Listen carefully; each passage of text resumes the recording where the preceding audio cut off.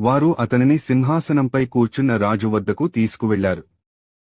ఆహాబు రాజు ఏలియాను ఆసక్తిగా, కాని కొంత చికాకుగా చూశాడు. నువ్వు ఎవరు? ఇక్కడికి ఎందుకు వచ్చావు? అని అడిగాడు. ఏలియా నిటారుగా నిలబడి, బిగ్గరగా, స్పష్టమైన స్వరంతో మాట్లాడాడు. నేను ఇశ్రాయేలు దేవుడైన ప్రభువు యొక్క ప్రవక్తను. దేవుడు ఏమి చెబుతున్నాడో మీకు చెప్పడానికి వచ్చాను.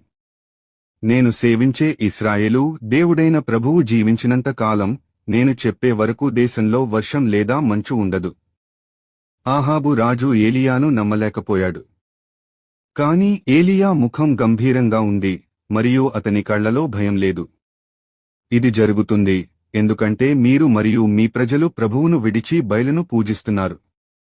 బయలు నిజమైన దేవుడు కాదని మీరు తెలుసుకోవాలి, అది కేవలం ఒక విగ్రహం.